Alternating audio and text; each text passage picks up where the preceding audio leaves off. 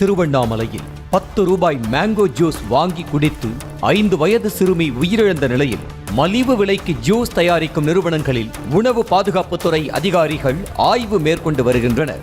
இந்த நிலையில் பெரம்பூரில் Ganga food products என்ற பெயரில் அனுமதியின்றி குளிர்பானங்கள் தயாரிக்கப்படுவதாக கிடைத்த தகவல் அடிப்படையில் அங்கு சென்று ஆய்வு செய்தபோது சுகாதாரம் தரம் என எதுவுமே இல்லாமல் 10 ரூபாய் பாக்கெட் குளிர்பானங்கள் தயாரிக்கப்படுவது தெரிய வந்தது.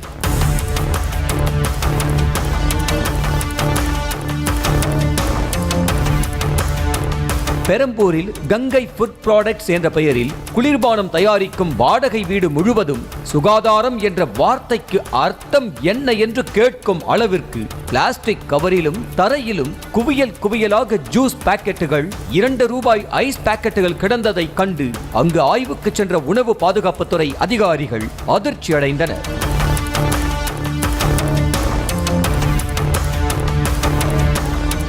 தொடர்ந்து மேங்கோ, ஆரஞ்சு, கிரேப்ஸ் என விதவிதமாக ஜூஸ் தயாரிக்க பயன்படுத்தப்படும் எசன்ஸ் உள்ளிட்ட மூலப்பொருட்களை ஆய்வு செய்த அதிகாரிகள் இந்த ஜூஸ்களை எல்லாம் குடித்துவிட்டு சுடுகாட்டிற்கு சென்றுதான் படுத்துக் கொள்ள வேண்டும் என்றும் இங்குள்ள பொருட்களை எல்லாம் தொடுவதற்கே அருவருப்பாக உள்ளது என்றும் கடிந்து கொண்டனர்.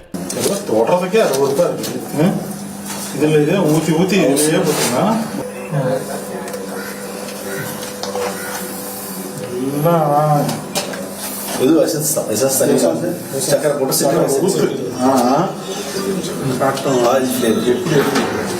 இதெல்லாம் குடிச்சா இன்னைக்கு தான் நேராக குடிச்சுட்டே போய் சுடுகாட்டில் படுத்துக்கலாம். தொடர்ந்து மோர் பாக்கெட்டுகளை ஆய்வு செய்த அதிகாரிகள் இதில் என்னவெல்லாம் கலந்துள்ளீர்கள், எப்போது தயாரித்தது, மோர் பாக்கெட்டுகளை பிரிட்ஜில் வைக்காமல் ஏன் வெளியே வைத்துள்ளீர்கள் என அடுக்கடுக்காக கேள்விகளை எழுப்ப அதற்கு சரியாக பதில் சொல்ல முடியாமல் ஊழியர் திணறினார். என்ன ஆட் பண்றீங்க? பச்சை மிளகாய், இஞ்சி, புதினா கட்டு, கருவேப்பிலை, வேற என்ன ஆட் பண்றீங்க? சால்ட், உப்பு. எந்த சால்ட்? Citric acid. உப்பு பாக்கெட் இல்லப்பா. மோர் நார்மலா கெட்டு போயிடும். மோர்ல கெட்டு போயிடும்ல. 2 நாள் வேலை வச்சு வைக்கலாம் சார். ஃப்ரிட்ஜில் போயிடுச்சுன்னா 10 நாள் வச்சு இல்லப்பா. வெளியே வச்சு ஃப்ரிட்ஜுக்குள்ள இருந்தா சரி, வெளியே இருந்தா வெளியெல்லாம் வைக்கிறது மாதிரிலாம் போட முடியாது சார். நம்ம வந்து லைன்ல தானே போடுறோம். லைன்ல தான் போடுறோம்.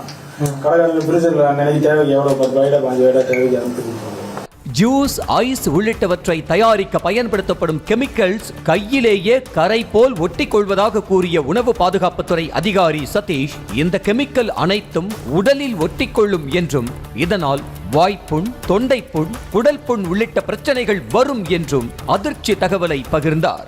பார்த்தீங்களா, கெமிக்கல்ஸ் உங்கள்கிட்ட காமிச்சேன். உங்கள் கையிலே நீங்கள் தொட்டு பார்த்தீங்கன்னாவே நீங்கள் என்னதான் வாஷ் பண்ணாலும் போகாது, கையில் அப்படியே ஸ்ட்ரெயின் ஆகிக்கும். அதனால் நீங்கள் பார்த்தீங்கன்னா ஃபஸ்ட்டு அந்த கெமிக்கல்னால வாய்ப்புண்ணு வரலாம், வாய்ப்புண்ணு வரும்.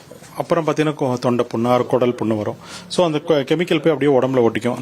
இவ்வாறு கெமிக்கல் மூலம் தயாரிக்கப்படும் ஜூஸ்களை குழந்தைகள் தொடர்ச்சியாக குடித்து வந்தால் 2 அல்லது 3 மாதங்களில் கிட்னி பாதிப்பு, புற்றுநோய் உள்ளிட்டவை ஏற்படும் என்று உணவு பாதுகாப்புத்துறை அதிகாரி சதீஷ் தெரிவித்தார். மேலும் முதற்கட்டமாக வாந்தி, வயிற்றுப்போக்கு ஏற்படும் போதே மருத்துவரிடம் சென்று பார்க்க வேண்டும், இல்லை என்றால் உயிரிழப்பு ஏற்படும் என்றும் அவர் எச்சரித்தார். குழந்தை வந்து தொடர்ச்சியாகவே அந்த இதை குடிச்சிக்கிட்டே இருக்கிறாங்க அப்படின்னு சொன்னோம்னா பார்த்தோம்னா 1 மாதம், 2 மாதம், 3 மாதம் துக்குள்ளே இந்த கேன்சர் வர ஆரம்பிச்சிடும். வயிற்றுக்குள்ளேயே இந்த கலர் இங்கே இருந்துக்கிட்டே இருக்கும். கிட்னியிலலாம் போய் இது வெளியேற்ற முடியாது. கிட்னிக்கு தெரியாது இந்த கலரை வந்து நம்ம வெளியேற்றணும்னு. ஸோ இந்த டை வந்து உள்ளுக்காரே இருக்கும். இந்த டை இந்த கலரு, அந்த கலர் வந்து பின்னாடி கேன்சராக எல்லாத்தையும் பாதிக்கும்.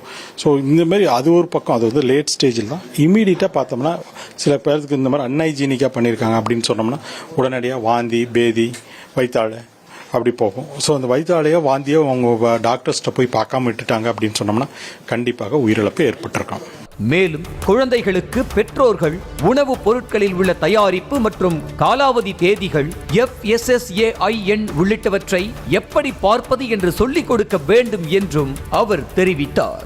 கண்டிப்பாங்க. ஒரு குழந்தைக்கு வந்து நம்ம அம்மா அப்பா வந்து சொல்லி கொடுக்கணுங்க. ஒரு ப்ராடக்ட் ஆகட்டும், இந்த ஸ்வீட் ஆகட்டும், கூல்ட்ரிங்க்ஸ் ஆகட்டும், வாட்டர் பாட்டில் ஆகட்டும், எந்த பொருள் எடுத்தாலும் சாப்பிட்ற பொருள் வந்து முதல்ல அந்த குழந்தைங்களுக்கு கற்றுக் கொடுக்கணும்.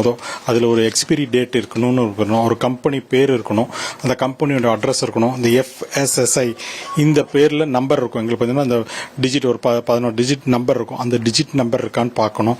ஸோ அந்த மாதிரி இருந்தால் மட்டுமே நம்ம சொல்லலாம். இதில் வந்து பார்த்தீங்கன்னா எங்கேயுமே எக்ஸ்பிரி டேட்டே கிடையாது. அதனால் இந்த இதெல்லாம் எவ்வளவு தூரத்துக்கு என்னைக்கு தயாரிச்சாங்கன்னா கூட இன்னைக்கு தெரியும். இன்னைக்கு மூட்டை கட்டி வச்சிருக்காங்க. செய்திகளை உடனுக்குடனும் துல்லியமாகவும் தெரிந்து கொள்ள சப்ஸ்கிரைப் பண்ணுங்க.